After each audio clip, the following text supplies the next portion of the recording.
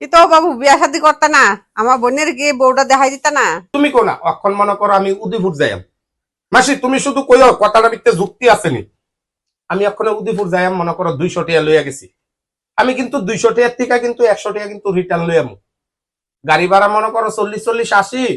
10 টাকার টিফিন খাইলাম 10 টাকার জল খাইলাম বাইতে বললাম 100 টাকা কিন্তু থাকবো বউডারে লইয়া বাড়িলে কি আমি কি 200 টাকা লইয়া পারা 500 টাকা লাগবো